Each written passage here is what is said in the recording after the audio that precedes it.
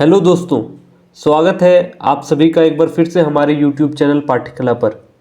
दोस्तों, हम लोग यूजीसी नेट के एग्जामिनेशंस के लिए एमसीक्यूज़ वीडियोस को चला रहे हैं और आज के इस सेशन में हम लोग अंतर्राष्ट्रीय संबंध से संबंधित प्रश्नों को देखने वाले हैं। ठीक है, जिस प्रकार से पिछले कुछ वीडियोस के थ्रू हम लोगों ने अलग अलग टॉपिक से प्रश्न को देखा है, उसी प्रकार से आज अंतर्राष्ट्रीय संबंध से संबंधित 30 प्रश्नों को देखेंगे कि किस प्रकार के प्रश्न पूछे जा सकते हैं। ठीक है, तो आइए स्टार्ट करते हैं अपना सेशन को। ये मेरे बारे में आप लोग यहाँ पे देख सकते हैं। ये देखिए, आज का ये हमारा पहला क्वेश्चन है, तो यहाँ पे पढ़िए और अपने से आंसर देने की कोशिश करें। जब आप पॉज करिएगा, कुछ देर सोचिए, यदि आपको आंसर नहीं पता तो उसको नोट डाउन जरूर करिए। पहला क्वेश्चन आपके सामने है, निम्नलिखित में से कौन सा युग्म सही नहीं है? ऑप्शन है जैसे Mohammad Pakistan, Irish republic army Ireland, LTTE Bharat, ISIS Syria. तो बताइए इनमें से कौन सा युग्म सही नहीं है। ठीक है, तो इस प्रश्न का सही जवाब क्या हो जाएगा? Option number C, LTTE Bharat. Bharat से रिलेटेड एलटीटीई नहीं है, बल्कि एलटीटीई जो है वो रिलेटेड है किससे? श्रीलंका से। ठीक है, और एलटीटीई के ही कुछ सदस्यों ने राजीव गांधी जी की हत्या की थी, आपको पता होगा ये चीज़। ठीक है, तो याद रखिएगा। और यहाँ पे बाकी जैसे मोहम्मद पाकिस्तान, इसको याद रखिए। जैसे मोहम्मद के चीफ कौन है? मसूद अजहर करके हैं। ठीक है, तो इनके नाम आप लोगों ने सुना होगा, ये टेररिस्ट है। और बाकी आयरिश रिपब्लिकन आर्मी आयरलैंड से संबंधित है और आईएसआईएस सीरिया से संबंधित है। तो ये सभी जो है वो एक प्रकार से रेडिकल ग्रुप है या फिर टेररिस्ट ऑर्गेनाइजेशन है। ठीक है, तो इसको याद रखिएगा। अगला प्रश्न हमारे सामने यहाँ पे है, एक सेकेंड इसको मिटा देता हूँ। देखिए, निम्न में से किसका संबंध शीत युद्ध से नहीं है? ठीक है, तो किस चीज़ का संबंध यहाँ पे कोल्ड वॉर से रिलेटेड नहीं है, ये पूछा जा रहा है। देखिए, फुल्टन का भाषण, ठीक है, ट्रूमैन सिद्धांत, मार्शल योजना या उपयुक्त में से कोई नहीं। तो आपको बताना है कि कौन सा यहाँ पे शीत युद्ध से संबंधित नहीं है। तो बताइए इस प्रश्न का सही जवाब क्या हो जाएगा? इस प्रश्न का सही जवाब हो जाएगा ऑप्शन नंबर डी। ठीक है, उपयुक्त में से कोई नहीं। फुल्टन का भाषण, मार्शल योजना और ट्रूमैन डॉक्ट्रिन या ट्रूमैन सिद्धांत, ये तीनों कोल्ड वॉर से रिलेटेड हैं। तो इसको याद रखना है आप लोगों को। बाकी बात करें फुल्टन की भाषण की, तो ये भाषण जो दिया गया था वो 1946 को, ठीक है, दिया गया था। याद रखिएगा। जो इंग्लैंड के प्रधानमंत्री थे वो उस समय विंस्टन चर्चिल, ठीक है, तो उन्होंने इस प्रकार की भाषण वहाँ पे दी थी। और ट्रूमैन डॉक्ट्रिन याद रखिएगा, यह डॉक्ट्रिन आया था 1947 में। ठीक है, इस सिद्धांत में यह कहा गया था कि संसार में कहीं भी शांति को भंग करने वाला परोक्ष या अपरोक्ष आक्रमणकारी होगा। ठीक है, और यदि ऐसा होता है तो अमेरिका उसे सुरक्षा संकट समझेगा तथा वह उसे रोकने का पूरा प्रयास करेगा। ठीक है, तो ये ट्रूमैन सिद्धांत याद रखिए। मार्शल योजना जो थी वो आई थी 1948 के बाद से, जब सेकेंड वर्ल्ड वॉर हो गया। ठीक है, उसके बाद जो यूरोप के, जो वेस्टर्न यूरोप कंट्रीज थे, जो पश्चिमी यूरोप के देश थे, उनमें बहुत ज़्यादा जान माल का नुकसान हुआ। तो उसको वापस से रिबिल्ड करने के लिए, ठीक है, एक आर्थिक मदद चलाई गई थी योजना, जिसको मार्शल योजना कहा जाता है। ठीक है, तो इसको याद रखिएगा। पश्चिमी यूरोप के देशों के लिए यह योजना चलाई गई थी ताकि पुनर्निर्माण का योजना हो सके। ठीक है, पुनः निर्माण की बात हो गई थी। तो ये सब बातें आपको याद होनी चाहिए। अगला प्रश्न देखिए, एक सेकेंड। ठीक है, ये प्रश्न देखिए, संयुक्त राज्य अमेरिका और भूतपूर्व सोवियत संघ के संदर्भ में देतांत का तात्पर्य है। ठीक है, तो देतांत या डेटेंट जिसको बोलते हैं, इसका क्या मतलब है? परस्पर शत्रुता, दोनों के मध्य तनाव में शिथिलता, परस्पर अविश्वास या प्रतिस्पर्धा। तो बताइए इसका सही जवाब क्या होगा? तो इसका सही जवाब हो जाएगा ऑप्शन नंबर बी। ठीक है, दोनों के मध्य तनाव में शिथिलता। ठीक है। तो जब ये जो अमेरिका और सोवियत संघ है, ठीक है, इनके बीच में कुछ कुछ ऐसी चीज़ें हुई जहाँ पे उनके उनके बीच में जो तनाव था वो उसमें थोड़ी कमी आई, तो उसी को देतांत या डेटेंट कहा गया। तो इसको याद रखिएगा। अगला प्रश्न है, कापलान के अनुसार, ठीक है, शक्ति संतुलन व्यवस्था की सर्वाधिक संभावित परिणति होगी। ठीक है, कापलान के अनुसार शक्ति संतुलन व्यवस्था की सर्वाधिक संभावित परिणति होगी अंतरराष्ट्रीय व्यवस्था, एक ध्रुवीय व्यवस्था, द्विध्रुवीय व्यवस्था या उपयुक्त में से कोई नहीं। तो बताइए इसका सही जवाब क्या होगा। तो इस प्रश्न का सही जवाब ऑप्शन नंबर सी, द्विध्रुवीय व्यवस्था होगा। ठीक है, और मार्टन कापलान जो शक्ति संतुलन व्यवस्था की सर्वाधिक संभावित परिणति द्विध्रुवीय व्यवस्था होगी उन्होंने कहा, और कापलान ने इसके दो रूप बताए थे। ठीक है, दो रूप बताए थे, कौन कौन से, एक तो शिथिल, ठीक है, और दूसरा दृढ़। तो याद रखिएगा, द्विध्रुवीय व्यवस्था के दो रूप हैं, शिथिल और दृढ़। ठीक है, मार्टन कापलान के अनुसार। अगला प्रश्न हमारे सामने यहाँ पे है, देखिए, शांति के लिए एकता प्रस्ताव से यहाँ पे देखिए संयुक्त राष्ट्र संघ के किस अभिकरण की शक्ति में वृद्धि हुई। ठीक है, ऑप्शन है महासभा, अंतर्राष्ट्रीय न्यायालय, सुरक्षा परिषद या न्यास परिषद। तो बताइए इस प्रश्न का सही जवाब क्या होना चाहिए। तो इसका सही जवाब है ऑप्शन नंबर ए, महासभा। ठीक है, तो शांति के लिए एकता प्रस्ताव जो है वो 1950 में आया। ठीक है, और इसको पारित होने से जो पहले जो संयुक्त राष्ट्र संघ थी उसकी सर्वाधिक महत्वपूर्ण संस्था सुरक्षा परिषद थी, लेकिन इस प्रस्ताव के पारित होने के बाद सुरक्षा परिषद के स्वरूप में क्रांतिकारी परिवर्तन हुआ तथा इस प्रस्ताव ने महासभा को सुरक्षा परिषद से अधिक महत्वपूर्ण बना दिया। ठीक है, तो इस प्रस्ताव से पहले सुरक्षा परिषद ज़्यादा इंपॉर्टेंट था, ज़्यादा पावरफुल था। ठीक है, लेकिन उसके बाद ये आ गया महासभा। ठीक है, इसकी शक्ति में वृद्धि हुई, तो इसको याद रखिएगा। अगला प्रश्न हम लोग देखते हैं। ये देखिए यहाँ पे प्रश्न है, यहाँ पे सूची 1 और सूची 2 दी गई है और यहाँ पे मिलाना है। ठीक है, देखिए यहाँ पे है FMCT, ठीक है, फिर मॉन्ट्रियल प्रोटोकॉल, ट्रिप्स, ठीक है, और फिर है WFS। ठीक, और इस तरीके से यहाँ पे जलवायु परिवर्तन, विश्व व्यापार, व्यापक विनाश के हथियारों का अप्रसार, ठीक है, या फिर वैश्विक सामाजिक आंदोलन। तो हमें यहाँ पे मिलाने को दिया गया है, तो बताइए क्या होगा। तो देखिए इस प्रश्न का सही जवाब क्या होना चाहिए।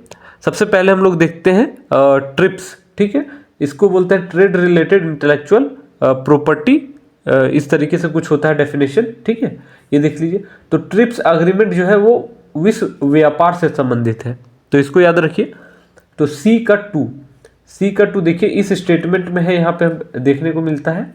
ठीक है, तो सी का 2, एक सेकंड, ये तो नहीं, ये सी का 2 है। ठीक है, सी का 2 ऑप्शन नंबर यहाँ पे देखने को मिलता है। ठीक है, तो इसका आंसर क्या हो जाएगा, ऑप्शन नंबर ए।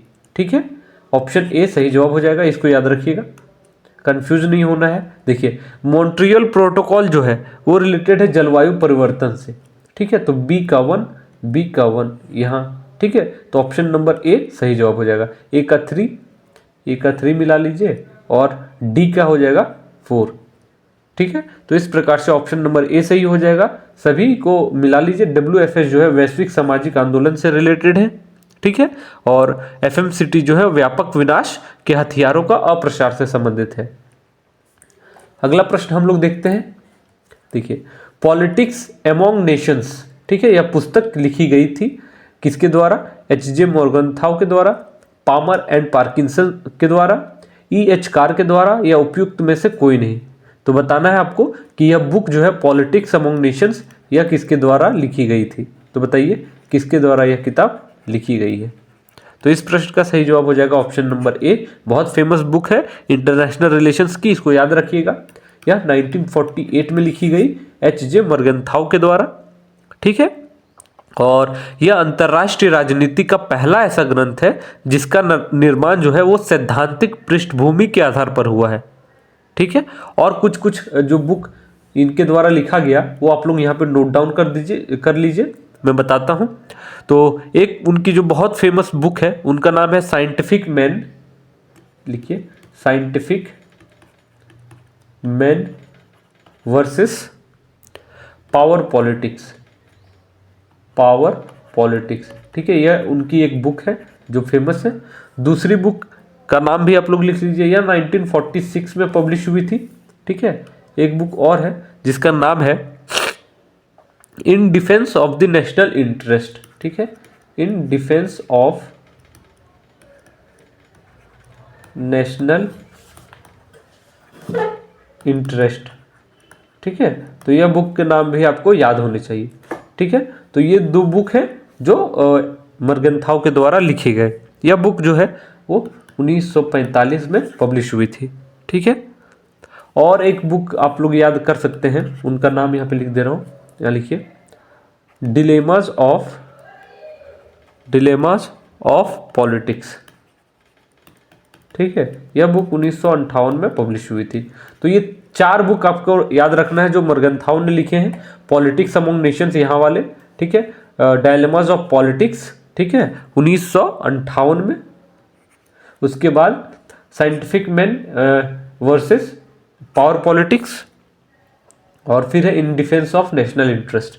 तो ये सारे बुक्स आपको याद रखने हैं। अगला प्रश्न है, निम्न में से कौन सा शक्ति संतुलन स्थापित करने का साधन नहीं है, ठीक है।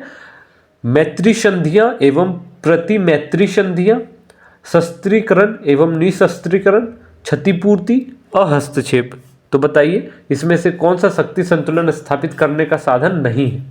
तो इस प्रश्न का क्या सही जवाब होगा ये बताना है आपको।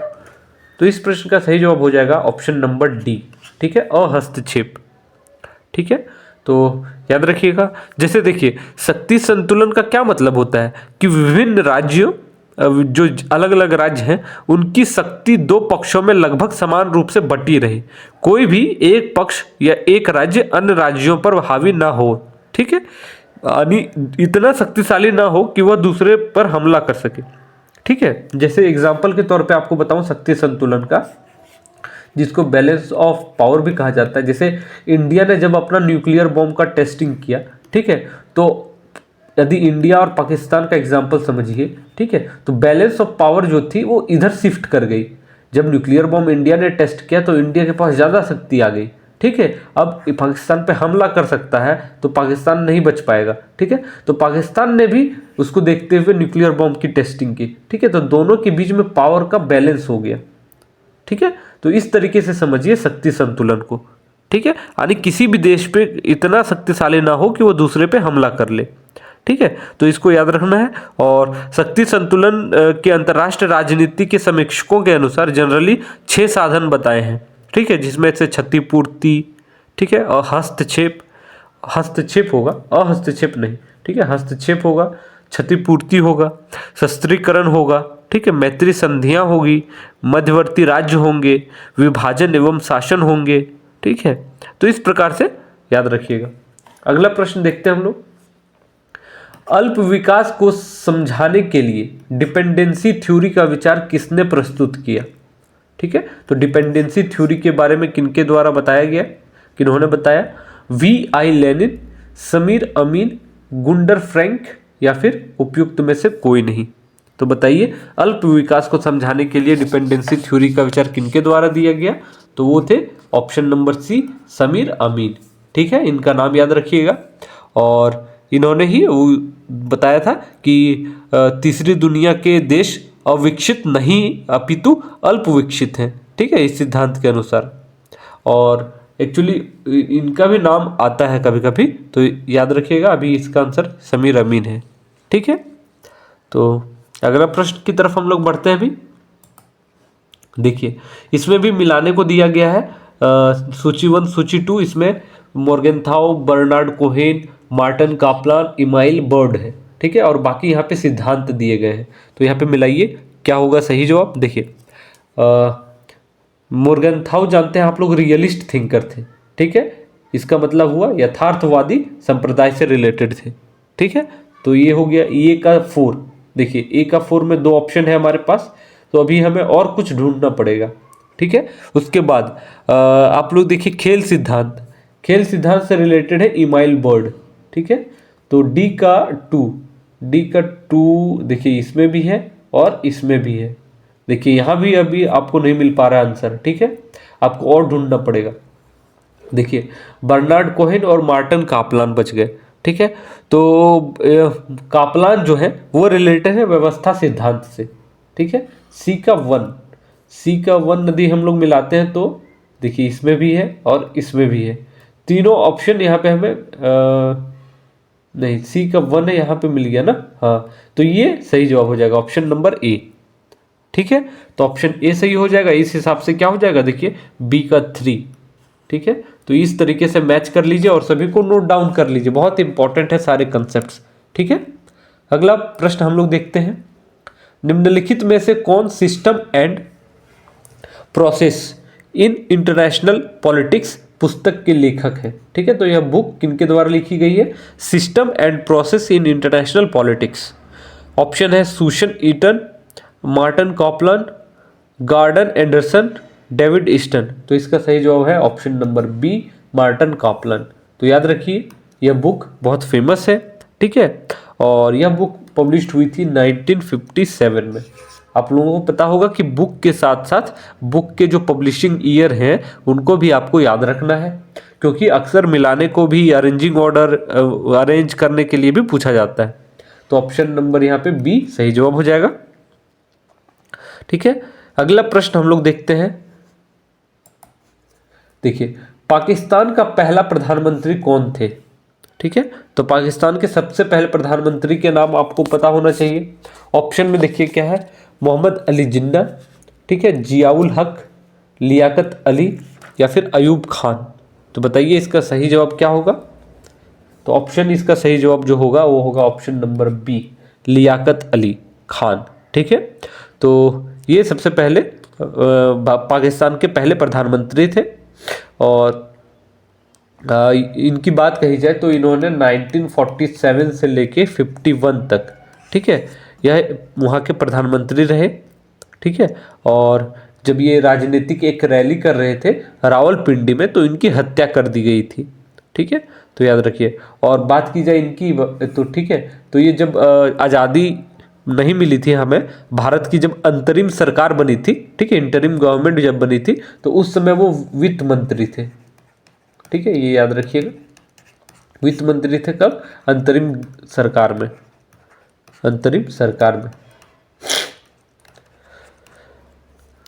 ठीक है। और इनको कायदे ए मिल्लत के नाम से जाना जाता है। तो लिखना चाहे तो आप लोग लिख सकते हैं कायदे ए मिल्लत, ठीक है, इस नाम से उनको वहां पे जाना जाता है। तो ये सब कुछ बातें हैं जो आपको इनसे रिलेटेड याद होनी चाहिए। अगला प्रश्न देखिए, निम्नलिखित में से कौन वैकल्पिक वैश्वीकरण का समर्थक है, ठीक है। और आपके यहाँ पे ऑप्शंस हैं, देखिए जगदीश भागवती, एक सेकंड, जगदीश भागवती, और फिर है थॉमस फ्रेडमैन, समीर अमीन या फिर डेविड हेल्ड, ठीक है। तो बताइए इस प्रश्न का सही जवाब क्या होगा, कौन वैकल्पिक वैश्वीकरण का समर्थक है। तो इसका सही जवाब हो जाएगा ऑप्शन नंबर सी, समीर अमीन, ठीक है। ये जो है वैकल्पिक वैश्वीकरण के समर्थक हैं, ठीक है। और इनके बारे में कुछ बातें जान लीजिए। इनकी एक बहुत फेमस बुक थी, यहाँ पे लिख देता हूँ, accumulation on a world scale, accumulation on a world scale, ये पूरा उनका बुक का नाम है। फिर अ critic of theory of under development, ठीक है, आगे इसके है अ critic of theory of under development. ये बहुत लंबी बुक का नाम है, लेकिन याद रखिए अंडर डेवलपमेंट, ठीक है। और यह बुक जो पब्लिश हुई थी 1974 में, इसी बुक में उन्होंने वैकल्पिक वैश्वीकरण की अवधारणा प्रस्तुत किया था, ठीक है। तो इसको याद रखिएगा।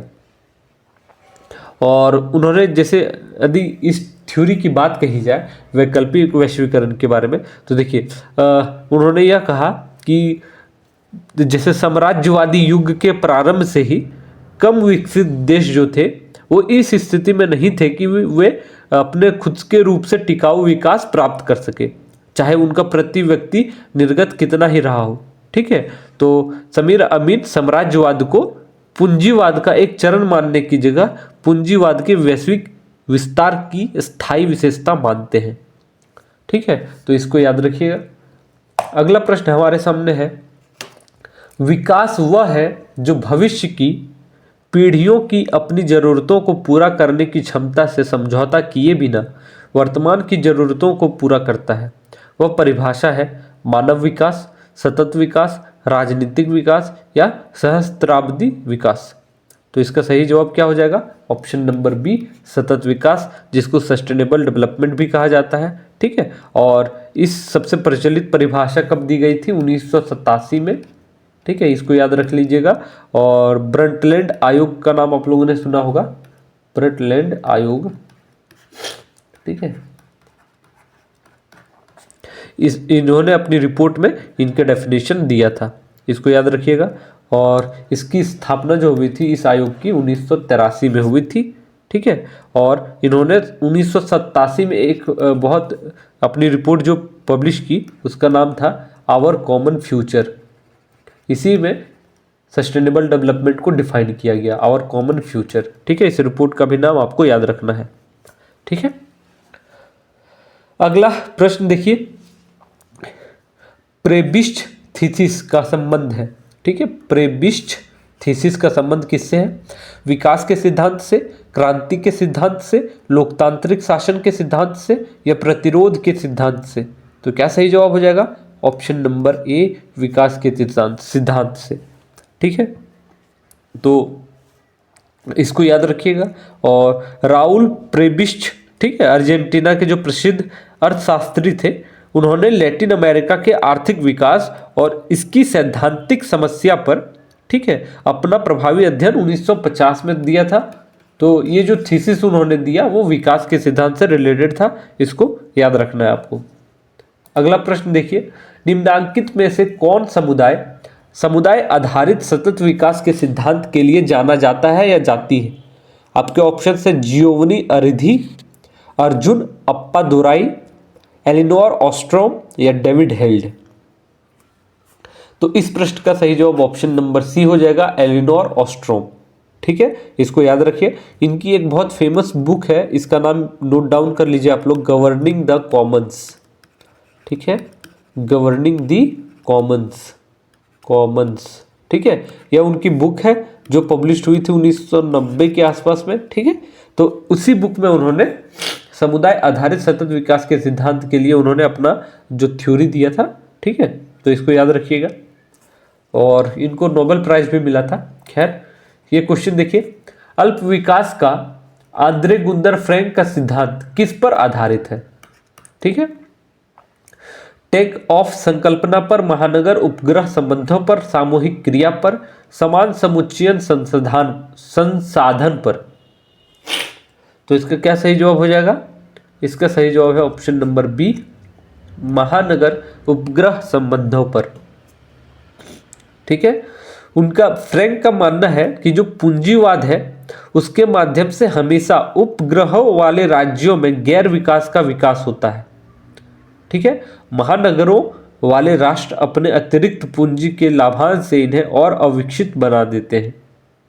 ठीक है, तो इसको खैर याद रखिएगा आप लोग, अल्प विकास का आंद्रे गुंदर फ्रैंक का सिद्धांत इस पे आधारित है। ठीक है, अगला प्रश्न देखिए, निम्नांकित में से किसे नीति विज्ञान का जनक माना जाता है? नीति विज्ञान। ठीक है, ऑप्शन है Harold Lasswell, Herbert Simon, David Easton, Charles Lindblom. बताइए किसको नीति विज्ञान का जनक माना जाता है? तो इसका सही जवाब ऑप्शन नंबर ए, हेराल्ड लाशवेल होगा। ठीक है, और 1951 में, यहाँ पे लिख देता हूं मैं, 1951 में सबसे पहले इसकी अवधारणा दी गई थी लॉसवेल के द्वारा। ठीक है, और उन्होंने एक बुक लिखा था द पॉलिसी ओरिएंटेशन। ठीक है, इसी में उन्होंने बताया था, ठीक है, नीति विज्ञान के बारे में। तो इसको याद रखिएगा। ठीक है। और लॉसवेल नीति विज्ञान का वर्णन सामाजिक वृद्धि से प्रासंगिक ज्ञान उत्पन्न करने और प्रयुक्त करने की विद्या को परिभाषित करने के प्रयासों के चरम बिंदु के रूप में करता है, ठीक है। तो इसको याद रखिएगा। अगला प्रश्न हम लोग देखते हैं। यह क्वेश्चन देखिए, एक सेकंड इसको थोड़ा छोटा कर देता हूं। यहाँ पे देखिए, 1991 की नई आर्थिक नीति पर निम्नलिखित कथनों पर विचार करें, ठीक है। उदारीकरण का अर्थ है निजी क्षेत्र पर सरकारी नियंत्रण में कमी, परिणाम स्वरूप पूंजीपति की तुलना में श्रमिकों को की सौदेबाजी की स्थिति में गिरावट आई है। दूसरा, निजीकरण की नीतियों के तहत देश में कई महत्वपूर्ण सार्वजनिक क्षेत्र की इकाइयों को निजी कंपनियों को बेचा जा रहा है, जिसने देश में श्रमिकों और ट्रेड यूनियनों के लिए नई चुनौतियां खोल दी हैं। आपको बताना है सही जवाब क्या होगा, ठीक है। तो इसका सही जवाब ऑप्शन नंबर डी 1 और 2 दोनों होगा, ठीक है। तो आप लोग जानते हैं भारत में जो आर्थिक नीति पर जो उदारीकरण, ठीक है, वो आया गया, वो लाया गया था 1991 में। और उस समय जो सरकार थी वो नरसिम्हा राव की थी, नरसिम्हा राव, ठीक है। कभी कभी पूछा जाता है कौन थे प्राइम मिनिस्टर, तो नरसिम्हा राव थे उस समय के प्राइम मिनिस्टर, ठीक है। और जो हमारे फाइनेंस मिनिस्टर थे वो मनमोहन सिंह जी थे उस समय, ठीक। तो याद रखिएगा इस चीज को। अगला प्रश्न हम लोग देखते हैं। देखिए, थोड़ा आपको धुंधला नजर आ सकता है इसमें। यहाँ पे देखिए, globalisation India, nation state and democracy, इस नामक पुस्तक के लेखक कौन है, ठीक है। Globalisation India, nation state and democracy, Amartya Sen, CP Bhambri, Rajni Kothari, Kuldeep Chand Agnihotri. तो इसका सही जवाब क्या हो जाएगा?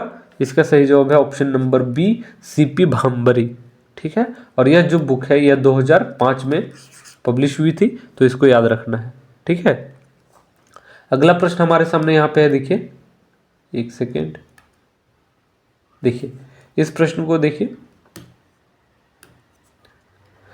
संसाधन जुटाने के सिद्धांत, रिसोर्स मोबिलाइजेशन थ्योरी के संबंध में कौन सा कथन सत्य है, ये पूछा जा रहा है। देखिए, यह तर्कसंगत विकल्प सिद्धांत, रुक जाइए, हाँ ठीक है, यह तर्कसंगत विकल्प सिद्धांत रैशनल चॉइस थ्योरी का परिणाम है। यह इस धारणा पर आधारित है कि व्यक्तियों के कार्यों का यादृच्छिक रूप से प्रेरित किया जाता है, न कि किसी वरीयता से। सिद्धांत ने यह देखने के लिए कथित तौर पर कहा कि एक आंदोलन की सफलता उपयोग के लिए उपलब्ध संसाधनों पर निर्भर करती है। इसका सही जवाब क्या होगा? ऑप्शन नंबर डी 1 और 3, ठीक है। ये सही है, ये गलत है, ठीक है। तो इसको याद रखिएगा, ठीक है, रिसोर्स मोबिलाइजेशन थ्योरी। अगला प्रश्न देखिए, 1927 में नेहरू ने उत्पीड़ित लोगों की कांग्रेस, ठीक है, जिसको कहा गया कांग्रेस ऑफ ऑप्रेस्ड पीपल्स में भाग लिया, जहां उन्होंने कई अन्य देशों के राष्ट्रवादी नेताओं से मुलाकात की। यह कांग्रेस कहां आयोजित की गई थी, ठीक है। तो 1927 में कांग्रेस ऑफ ऑप्रेस्ड पीपल्स कहां पे ऑर्गेनाइज्ड हुई थी, ये बताना है आपको। मॉस्को, ब्रुसेल्स, एम्स्टर्डम या फिर ओटावा। तो इसका सही जवाब हो जाएगा ऑप्शन नंबर बी, ब्रुसेल्स, ठीक है। तो इसको आपको याद रखना है। अगला प्रश्न देखते हैं हम लोग, निम्न में से कौन यथार्थवाद सिद्धांत के समर्थक नहीं है, ठीक है। तो नहीं है पूछा जा रहा है, इसको ध्यान देना है आपको। तो यहाँ पे कौन कौन है देख लीजिए, हंस जे मॉर्गनथाउ हैं, ठीक है, केनेथ डब्ल्यू, एक सेकेंड यहाँ पे रुक जाइए, यहाँ पे है एक Hans J Morgenthau, George F Kennan, Kenneth W Thompson, Joseph Nye. तो आपको बताना है कि कौन यथार्थवाद सिद्धांत के समर्थक नहीं है, ठीक है। तो क्वेश्चन देखिए और आंसर देने का प्रयास करिए कि इसमें से कौन सा ऑप्शन सही होगा, ठीक है। तो देखिए, जो मॉर्गनथाउ है हम लोगों ने पहले भी देखा, ठीक है, कि ये रियलिस्ट थिंकर है। लेकिन यहाँ पे बात की जाए जोसेफ नाई की, ठीक है, तो ये रियलिस्ट थिंकर नहीं है, ठीक है। इनको कहा जाता है कि वो एक न्यू रियलिस्ट थिंकर है, ठीक है। खैर क्लासिकल थिंक जैसे रियलिस्ट में भी अलग अलग थिंकर पाए जाते हैं, ठीक है, तो उसको याद रखना है आप लोगों को। तो ठीक है, देखिए जैसे मैं बात करूं इनकी जोसेफ नाई की, यहाँ पे सही जवाब क्या होगा, ऑप्शन नंबर डी। जोसेफ नाई ने बहुत इंपॉर्टेंट बुक्स लिखी हैं, ठीक है, इनके बारे में आप याद रखिएगा। पावर एंड इंटरडिपेंडेंस एक बुक है उनकी, पावर एंड इंटरडिपेंडेंस। आप लोगों को बुक इंग्लिश में ही याद रखने चाहिए, ठीक है। Interdependence, world politics in transition, world politics in transition, यह 1977 में बुक पब्लिश हुई थी। तो इस बुक का नाम आपको याद रखिएगा आप लोग, ठीक है। और बात की जाए केनेथ डब्ल्यू थॉम्पसन की, ठीक है, तो इनकी एक बुक है वो याद रखिएगा, principle and problem of international politics, यहाँ पे लिख लीजिए, principle and problems of international politics, ठीक है। तो यह बुक याद रखिएगा उनके द्वारा लिखी गई। या फिर जॉर्ज एफ कैनन, इनकी भी एक बहुत फेमस बुक हुई, ठीक है, तो इसको याद रखिएगा, the sources of Soviet conduct, the sources of Soviet conduct, ठीक है। तो यह बुक भी उनके द्वारा लिखी गई थी 1947 में, ठीक है। और मोर्गेनथाउ के बारे में आप लोग जानते हैं, पॉलिटिक्स अमंग नेशंस, ठीक है। तो ये सब जो कुछ बुक्स हैं, ठीक है, इनसे संबंधित याद रखिएगा। और याद रखिएगा जोसेफ नाई यथार्थवाद सिद्धांत से संबंधित नहीं है। अगला प्रश्न देखिए, यहाँ पे है उड़ीसा में जगत सिंहपुर जिले, ठीक है, वहाँ पे उड़ीसा में एक जिला है जगत सिंहपुर, वहाँ पे पूछा गया है कि पॉस्को इंडिया स्टील प्लांट को स्थानीय लोगों द्वारा बहुत विरोध का सामना करना पड़ा था। पोस्को वास्तव में किस देश से संबंधित है? तो ये आपको बताना है कि पोस्को जो है वो कहाँ से संबंधित है, किससे? दक्षिण कोरिया, अमेरिका, थाईलैंड या जापान। तो इसका सही जवाब हो जाएगा ऑप्शन नंबर ए, साउथ कोरिया या फिर दक्षिण कोरिया, ठीक है। तो दक्षिण कोरिया की एक कंपनी है पोस्को स्टील, तो याद रखिएगा जब प्लांट लगाने की बात हो रही थी तो फिर वहां पे बहुत ज्यादा विरोध हुआ। यह प्रश्न देखिए, प्रथम विश्व युद्ध में 14 अंक प्रोग्राम, ठीक है, 14 पॉइंट प्रोग्राम जिसको कहा जाता है, किसने प्रतिपादित किया? चेम्बरलेन, रूजवेल्ट, वुड्रो विल्सन या फिर सभी? तो बताइए इसका सही जवाब क्या होगा, ठीक है। तो फर्स्ट वर्ल्ड वॉर के दौरान 14 पॉइंट प्रोग्राम किनके द्वारा दिया गया था? तो इसका सही जवाब हो जाएगा option number B, Woodrow Wilson के द्वारा, ठीक है। तो याद रखिएगा। और बात की जाए उस समय अमेरिका के जो प्रेसिडेंट थे वो वुड्रो विल्सन ही थे जब फर्स्ट वर्ल्ड वॉर हो रही थी तब, ठीक है। अगला प्रश्न देखते हैं, देखिए, निम्नलिखित में से किसने परमाणु अप्रसार संधि पर हस्ताक्षर किए हैं? Bharat, Israel, Pakistan, Iran. तो इसका सही जवाब क्या हो जाएगा? ऑप्शन नंबर डी, ईरान, ठीक है। तो याद रखिएगा भारत नहीं किया है, बल्कि परमाणु अप्रसार संधि पर हस्ताक्षर ईरान ने किया है, ठीक है। इसको बोला जाता है NPT, नॉन प्रोलिफरेशन ट्रीटी, ठीक है। तो कौन कौन से देश हैं जिन्होंने हस्ताक्षर नहीं किए हैं? तो भारत, पाकिस्तान, इजराइल, ठीक है, और एक है साउथ सूडान, ठीक है। इन देशों ने NPT को साइन नहीं किया है, ठीक है। तो इसको याद रखिएगा। और यह जो संधि थी NPT वाली, यह आई थी 1968 में, ठीक है, और लागू किया गया 1970 में लागू किया गया, ठीक। 191 देशों का समर्थन इसको मिला गया था, ठीक है। तो इसको याद कर लीजिएगा। फिर नॉर्थ कोरिया ने भी इसको 1985 में हस्ताक्षर किया था, लेकिन 2003 में उससे अलग हो गया। तो ये बात आपको याद रखनी है। अगला प्रश्न देखिए, सामूहिक सुरक्षा व्यवस्था अनुमति नहीं देती किस चीज की? शास्त्रीकरण की, तटस्थता की, ए और बी दोनों, या कोई नहीं? तो इसका सही जवाब क्या होगा? ऑप्शन नंबर बी, तटस्थता, ठीक है। तो सामूहिक सुरक्षा का विचार इस मान्यता पर आधारित है कि किसी राज्य द्वारा तथाकथित रूप से अपने अधिकारों की रक्षा के लिए या किन्हीं अन्य दावों के आधार पर हिंसा के मार्ग अपनाने का कारण किया गया कोई कार्य है। ठीक है, मतलब इसका मतलब यही हुआ कि सामूहिक सुरक्षा व्यवस्था ये होता है, कलेक्टिव सिक्योरिटी सिस्टम, कि कोई एक देश यदि जैसे सपोज एक कोई ऑर्गेनाइजेशन है, ठीक है, जैसे कलेक्टिव सिक्योरिटी क्या है कि किसी एक पर यदि आक्रमण हो रहा है तो सभी लोग उसको बचाव करेंगे और जो आक्रमण कर रहा है उसको सबक सिखाएंगे। ठीक है, तो खैर याद रखिएगा कि यह अनुमति नहीं देता है तटस्थता की, यानी न्यूट्रल होने की बात नहीं करता है। अगला प्रश्न देखिए, कौन सा देश सेंटो का एक सदस्य नहीं था। ठीक है, सेंटो का आप लोग जानते हैं full form central treaty organisation, यह जो बनी थी वो 1955 में बनी थी। ठीक है, तो इसको याद रखिएगा। और कौन सा संस्थापक देश नहीं था ये पूछा जा रहा है ना, कौन सा देश सदस्य नहीं था, यूएसए, तुर्की, यूके, पाकिस्तान। तो इसका सही जवाब क्या होगा, option number A America, USA नहीं था। ठीक है, तो सेंट्रल ट्रीटी ऑर्गेनाइजेशन में कौन कौन थे, ईरान थे, ईरान, ठीक है, इसके अलावा इराक, ठीक, इसके अलावा पाकिस्तान थे, तुर्की और यूनाइटेड किंगडम। ठीक है, ये तीनों भी थे। ठीक है, और इनका जो मुख्यालय है वो कहाँ है, अंकारा में। ठीक है, तो इसको याद रखिएगा आप लोग। अगला प्रश्न हम लोग देखते हैं। देखिए, निम्नलिखित में से किसे अंतर्राष्ट्रीय कानून का जन्मदाता माना जाता है, अंतर्राष्ट्रीय कानून का। ठीक है, जीन बोदा, ह्यूगो ग्रोसियस, मैकियावेली या कोई नहीं। तो आप लोग जानते होंगे ऑप्शन बी सही जवाब है इसका, ह्यूगो ग्रोसियस जो है उनको अंतर्राष्ट्रीय कानून का जन्मदाता कहा जाता है।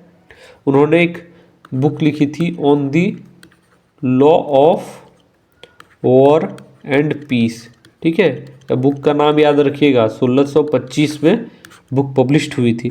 ठीक है, तो याद रखिएगा यह तो अंतर्राष्ट्रीय कानून ह्यूगो ग्रोसियस। अगला प्रश्न देखिए, निम्नलिखित में से कौन राष्ट्र हित को विश्व राजनीति का अंतिम और निर्णायक तत्व मानता है, Morgenthau, Vivi Dyke, Joseph Frankel या पॉल सीबरी। तो इसका सही जवाब है option number A, option A Morgenthau. ठीक है, तो मोर्गेनथाउ ने राष्ट्र हित को विश्व राजनीति का अंतिम और निर्णायक तत्व माना है। ठीक है, क्योंकि वो एक रियलिस्ट थिंकर थे, यथार्थवादी थिंकर थे। ठीक है, तो याद रखिएगा नेशनल इंटरेस्ट सबसे सर्वोपरि माना है उन्होंने। ठीक है, तो दोस्तों इस प्रकार से आज के इस सेशन में हम लोगों ने 30 प्रश्नों को डिस्कस किया जो कि इंटरनेशनल पॉलिटिक्स, अंतर्राष्ट्रीय राजनीति से संबंधित थे। ठीक है, और ये सारे क्वेश्चंस जो हैं वो आपके कंसेप्ट्स क्लियर करने में, प्रैक्टिस करने में, ठीक है, और किस प्रकार से क्वेश्चंस पूछे जा रहे हैं इसको एक आइडिया देने के लिए आपको बहुत हेल्प करेगा। तो हमारे सेशन के साथ हमेशा आप जुड़े रहें। हम लोग अपने चैनल पे CUET या फिर असिस्टेंट प्रोफेसर या आप नेट की तैयारी कर रहे हो या JPSC की अलग अलग क्लासेस आपको यहाँ पे मिलती रहेंगी रेगुलर बेसिस पे। तो हमारे चैनल को ज़्यादा से ज़्यादा लाइक, सब्सक्राइब और कमेंट करें कि किस प्रकार के और आपको कंटेंट की आवश्यकता है, तो उस प्रकार के कंटेंट हम लोग आपके लिए लेकर के आएंगे। तो हमारे सेशन के साथ जुड़े रहने के लिए आप सभी का बहुत बहुत धन्यवाद। Thank you so much. मिलते हैं अगले वीडियो में। धन्यवाद।